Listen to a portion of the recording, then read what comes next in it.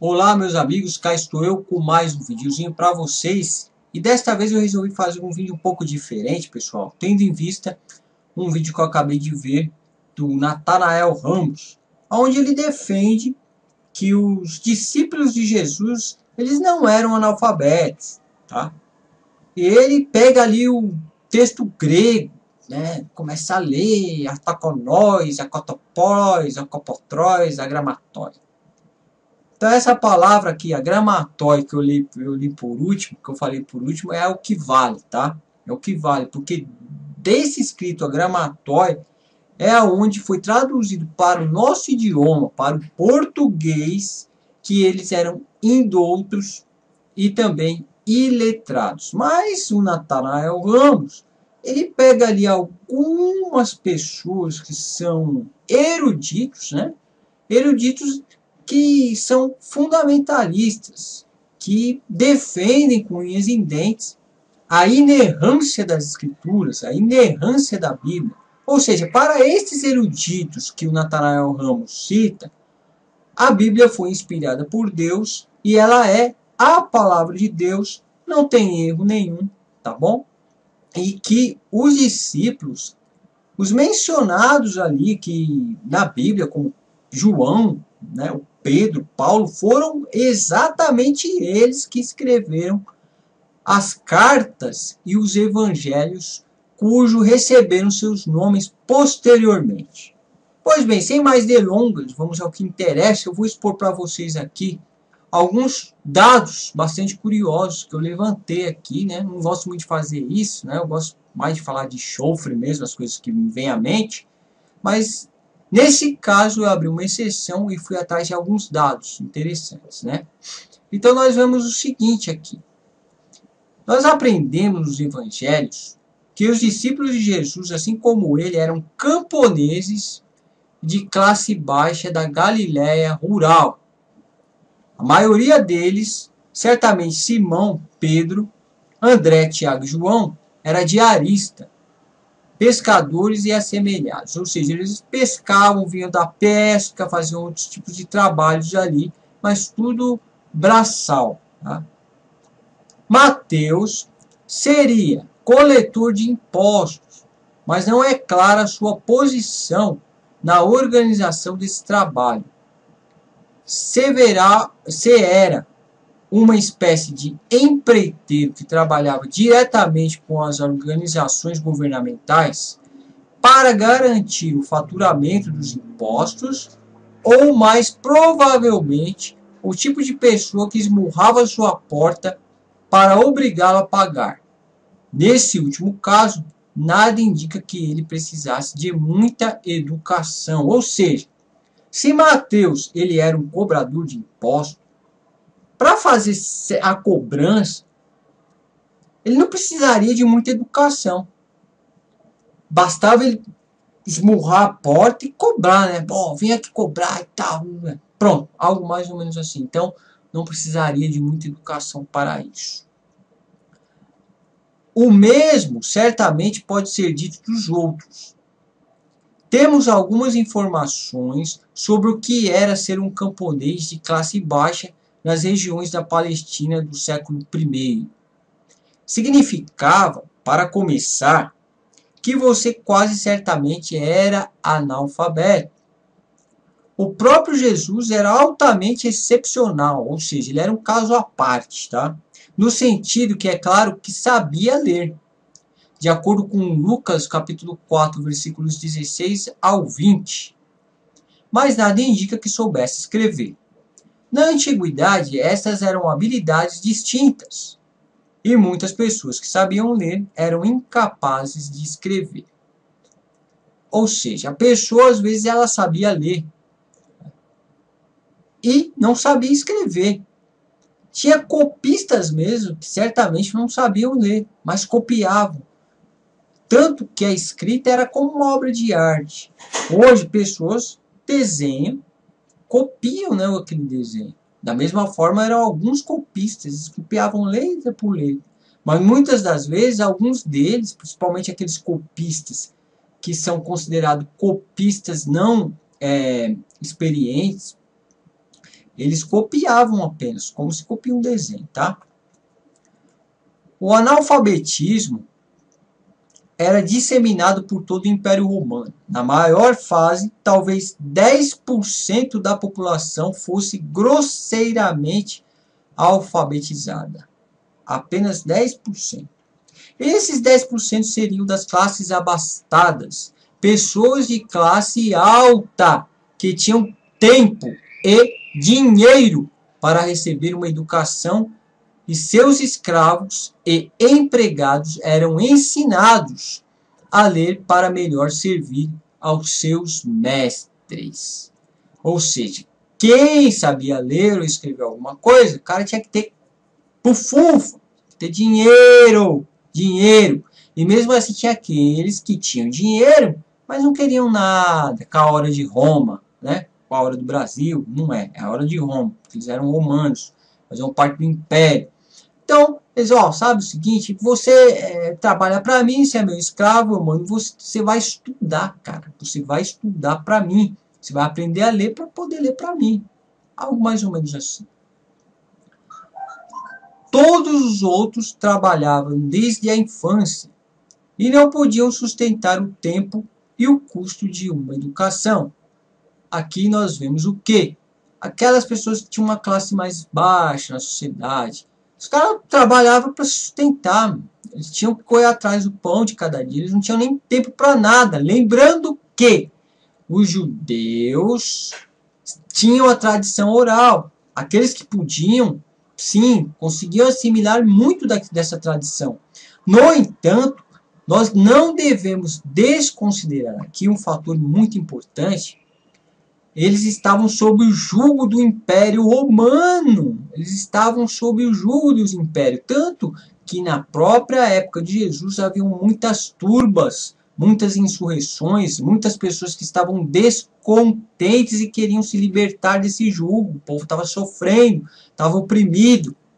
E ainda assim tem gente que acredita que eles tinham tempo de ficar estudando, né? De ir para a escola, pegar o ônibus amarelinho, né? Bus School. Entrar no ônibus e ir para a escola lá estudar com seu caderninho embaixo do braço. Nada disso, tá? Aqui fica a bibliografia, tá? Que depois vocês param o vídeo aí e vão correr atrás. William Harris, Ancient Literaries, Cambridge, Harvard University Press, tá? 1989. Para a alfabetização, especialmente os judeus da Palestina, você tem que ver essa outra aqui que é Catherine Heiser, Jewish Literacy in Roman Palestine, de Tübingen. É da escola de Tübingen, da Alemanha, tá? Então você vai atrás aqui dessas informações, procura aí algo semelhante. Nada nos evangelhos ou em Atos indica que os seguidores de Jesus soubessem ler, quanto mais escrever. Na verdade, há um relato em Atos, onde a gente vai entrar agora, do agramatório, onde Pedro e João são identificados como iletrados. Atos capítulo 4, versículo 13. A antiga palavra para analfabetos. Como os judeus da Galiléia, como o próprio Jesus, falariam aramaico, sendo do interior provavelmente. Não teriam nenhum conhecimento do grego. Se tivessem, seriam extremamente grosseiros, já que eles passavam a maior parte do seu tempo, entre outros camponeses analfabetos, falantes de aramaico, tentando conseguir o pão de cada dia. Em síntese, quem eram os discípulos de Jesus? Quem eram esses homens enigmáticos que andavam junto com Cristo? Eles eram camponeses analfabetos, de classe baixa e falantes de aramaico da Galiléia. E quem eram os autores dos evangelhos? Aí a gente vai entrar na questão quem escreveu os evangelhos, quem eram os autores. Embora todos tenham se mantido anônimos, podemos descobrir alguma coisa sobre eles nos livros que escreveram. E o que foi descoberto contradiz completamente o que sabemos sobre os discípulos de Jesus. Ou seja, os autores dos evangelhos eram cristãos altamente educados, falantes de língua grega, que provavelmente viviam fora da Palestina. Alguns estudiosos pensavam que os originais teriam sido em aramaico. Hoje, em função de muitas razões linguísticas, técnicas, é quase unânime a opinião de que todos eles foram escritos em grego. Note, grego. Os evangelhos são narrativas coerentes, escritos por pessoas altamente educadas, que sabiam como construir uma história e atingir seus objetivos literários com elegância. Eram cristãos de uma geração posterior, com dotes incomuns. Não eram camponeses da Galiléia, de classe baixa, analfabetos que falavam aramaico. Para citar um exemplo bem conhecido da ignorância dos costumes judaicos, nós podemos ler Marcos 7, capítulo 7, versículo 3, que indica que os fariseus e todos os judeus lavavam as mãos antes de comer, de modo a seguir a tradição dos anciãos. Isso não é verdade. Aí nós vamos entrar na questão cultural que o nosso amigo Natanael Ramos frisou bastante sobre isso, esse aspecto cultural. Então, nós vamos ver o quê? Que isso não é verdade, porque a maioria dos judeus eles não praticavam esse ritual. Se Marcos fosse judeu, ou mesmo um gentil vivendo na Palestina, ele certamente saberia disso e não ficaria na ignorância. Tá ok, pessoal? E para finalizar, eu indico para vocês a leitura deste livro aqui, que é um livro excelente, principalmente para quem quer aprender um pouquinho mais, não um livro tão profundo, mas apesar disso tem uma bibliografia que você pode correr atrás e verificar por si mesmo, principalmente se você lê inglês.